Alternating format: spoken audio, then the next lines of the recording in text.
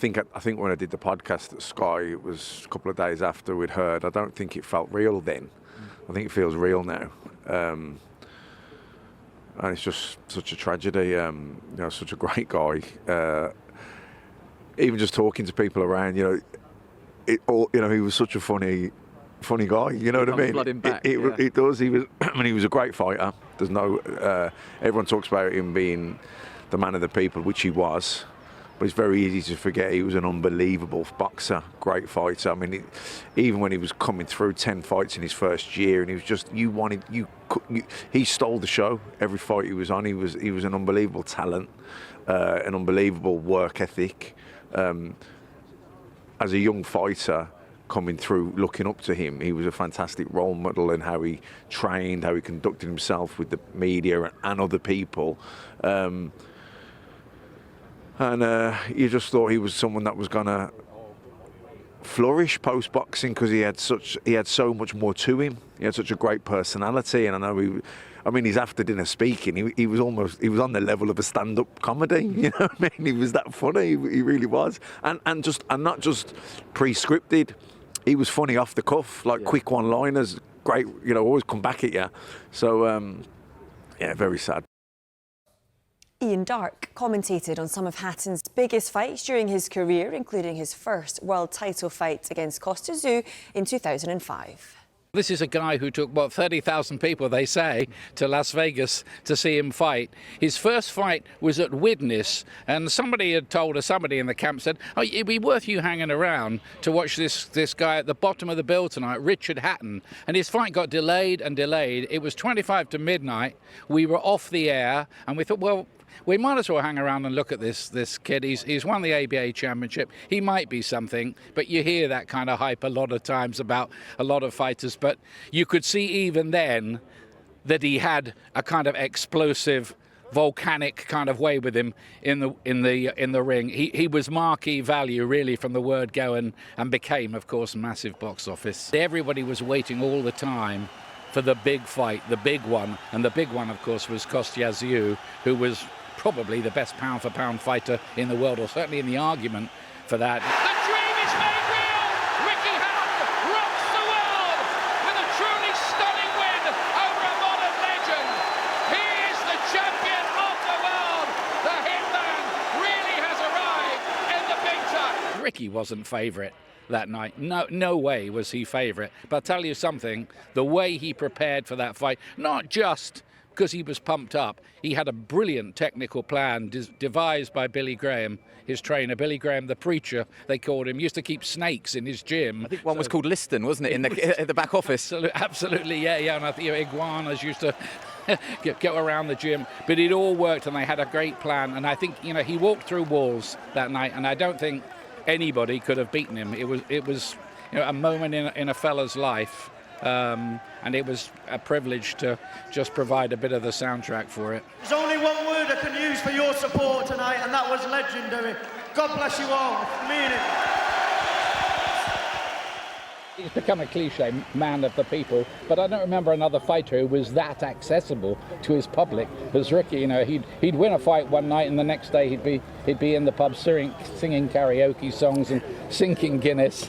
And eating as much junk food as he could get his hands on. It wasn't a conventional life of a championship fighter, but it worked for him at that time. Everything goes beyond boxing with Ricky. He's just a sweet guy. And it's funny because he was such a ferocious fighter that away from the ring you had this guy who was just like everybody's friend. And it was, it's just, obviously it's a privilege to have known him. But and to have documented the stuff, but like I said, everything is beyond boxing with Ricky. It's about who he is as a person and what he did, and uniting the city, uniting the country, taking all those fans to Las Vegas, all those magical nights. Like Ricky is far bigger than boxing, and and his legacy is just unmatched. It's completely unparalleled. When you wind up with those great days and nights in Las Vegas.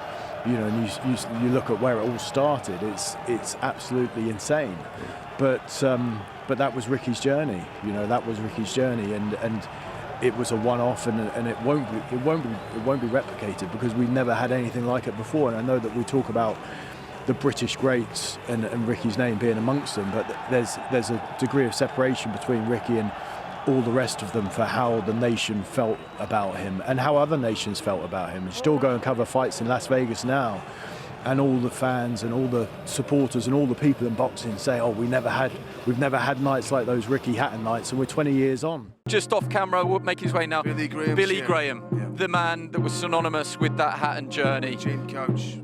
And I'm delighted, Craig, that he is here. Absolutely right. I think, you know, we've spoken, yes, there were fallings out in years past, and there were fractured relationships, but thankfully, Derek was over to see him as well. But so many people close to Ricky talked about the necessity for healing to happen, and Lee Bingham. What a great fight, Manchester fighter he was, who came up with Billy Graham as well, world title challenger. Great left hook he had. Carl the Cat Thompson as well. Good to see Carl. What a warrior, my goodness. There's some great figures from the past, but yes, incredibly poignant to see Billy here. Anyone who's watched the documentary knows the story, knows of the difficulties and the breakup between him and Ricky, and the fissure between him and maybe the Hatton family in more general terms. But surely this is a time for healing and honouring Ricky Hatton's legacy by bringing that healing. Very well said. Correct me if I'm wrong, my maths is terrible. I think Jane Couch and Ricky were inducted into the Hall of Fame at the same year. Right. So it's nice that she walked in with Billy Graham. If my maths is slightly off, please forgive me. I mean, yeah, it's from down the road as well. Lancashire lass, the Fleetwood assassin, yeah, as she called herself.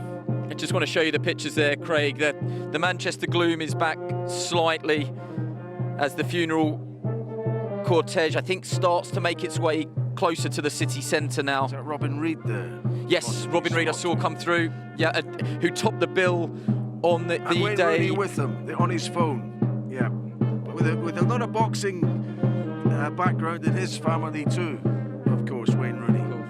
Yeah, that is Wayne. Yeah, I can see his face now. Wayne Rooney, who was a Red, but he obviously walked Hatton to the ring as well, famously. That's right. I mean, they all have respect. The bottom line is, I can see Paul Smith there. They all respect the whole Smith Ricky family. Hatton and what I think, is there a sportsman in Britain who does not doff his cap to the achievements of Ricky Hatton? I don't think so, Ben Ransom. No, I really don't think so. And it's, you know, Wayne Rooney is a man who obviously played football at the very elite level, but loves his boxing. We've seen him in so many dressing rooms post-fight. He'd turn out for so many different events, but exactly that. I think great recognises great, doesn't it? And I think Wayne Rooney certainly recognised being a lad from this part of the world, albeit from Liverpool, but came here. Let's not forget how young he was when he joined Manchester United, and growing up in that era and seeing people like Ricky, fellow working class heroes, blazing a trail at the very top level and being elite sportspeople. Some of the Smith brothers arriving as well. Paul Smith there. I think is going to... Paul, I don't know if you want to talk. We're live on Sky Sports, so I know you've got some invites to give out. And forgive me, these might be the first time, Callum Simpson as well, these might be the first time that you've seen these funeral pictures. The fans have come out, the Ricky Hatton fans that we've seen around Hyde, we've seen the Cheshire Cheese, the pubs, everything. Wayne Rooney as well. I don't want to keep you. How are you, first off? Because I think we've had Matt Macklin on. You shared some unbelievable times in that Phoenix camp with Billy Graham. And I think for every sad story that you're going to tell, there is a brilliant, hilarious one as well. You know, I hope you're doing okay. Yeah, I'm okay, mate. It's sad. And we've just been in a car driving up, the four of us, and in between the laughs and jokes about the stories, it's like we shouldn't be driving here. We shouldn't be coming in for this. I used to drive that drive every day to Manchester, every weekday, there and back 45 minutes both ways, just to be in the same gym as someone like Ricky. As a person, you knew him, so you know, as soon as I mention him, you smile, and that's what we've all probably got to try and remember, the smiles, the good times, the laughs. He was comical, but an unbelievable fighter, unbelievable special fighter. A lot of people call him a brawler. He was so much more than that. He was special, he was talented and an unbelievable fighter. Yeah. What was it like actually training with him? you came as a group, didn't you? That Phoenix camp, you all sort of, where you come for one, you come for us all. But Matt Macklin was also telling us brilliant jokes as well. You know, a real joker in the pack. Yeah, he was. Like, I've had family parties in Liverpool. He's turned up, no woman's dress. He's just like I've had nights out in Liverpool with him when he's turned up, and he was special. He was a one-off. He was a character, and I think this will be sad now. A very moving hour we've spent in there and hearing from the family and everything else. It's maybe sinking in now, just the loss that everyone has. It was an amazing send-off for an amazing person, and I think you always expect this, but then you come out here, it's like going to one of his fights back in the day, the turnout, and he's he'll always be Manchester's favourite son, and I'm glad he got a send-off fit for a king. How important was he personally to what you were able to achieve in the ring? He was my childhood hero. I was lucky enough he then become a mate, but he inspired a generation. He did, I think. There was a time where not just every kid around Manchester who boxed, but a kid around Britain who wanted to be Ricky Hatton. He wanted to be the next Ricky Hatton. Whether they tried to fight like him, they had the long shorts like him. That was it, the impact he had. Some sort of memorial, you sense, what this city will have to make to him? There's got to be. There's got to be. He gave this city, I don't mean just in sport, he gives this city some of the best nights they've ever had and they ever will have. Well said. Thank you very much. It's lovely seeing you. 8 times together over the years, every single year we met up and had a great time. He was a great character, what a lad he was, and don't judge him, just enjoy what he did. How good of a person he was, for someone who rose to the levels of Ricky Hatton, and to remain just one of the normal people is unbelievable. The best thing memory I have was going to the gym watching him train for the first time. I was an amateur boxer at the time, just won an ABA title, and I watched him train, and I've watched thousands of fighters train over the years, hundreds, thousands, and after watching him, it's the only fight I've ever been thought of, and I've been in awe of him and thought, that's the standard. He's the standard. Everything he does, whether it was strength and conditioning with Kerry Kayes, whether it was body bag with Billy, whether it was jumping a bar, he was the standard. And that's the one thing that stands out with the boxing. He worked tremendously hard and was just one of the best people I've ever got to know and meet. Not surprising to me because he was such a star, he was such a great human being. I'm up here with my 2 boys because he demands the sort of respect that a hero in boxing demands, and he's an amazing guy, and he was a phenomenal fighter and just incredible. Brought people together, so amazing. Despite being really humble, a massive inspiration as well. Without a doubt, yeah, to young kids, really amazing, fabulous. I think some of the best memories are just, having a laugh outside of the ring, to be honest. I travelled the world to see him when he fought Mayweather and Pacquiao. And yeah, their fights, people in their prime at their best, and he took the challenge regardless of what he thought the result was going to be, and that's a testament to the style of fighter he was and the person that he was. Yeah, what was he like as a person, as a man? He was very humble.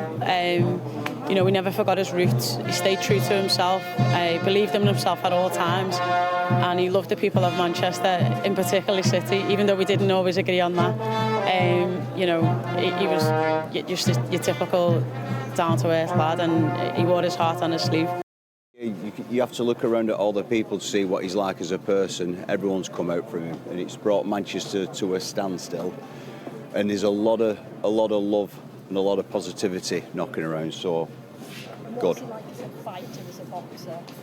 He was the best, wasn't he? He was the best. I was just talking to someone around the corner about being out at the Mayweather fight in Vegas, and it was literally like Manchester was picked up and dropped in Vegas for those few days, So amazing to witness something like that, but such a humble chap and such a lovely bloke as well.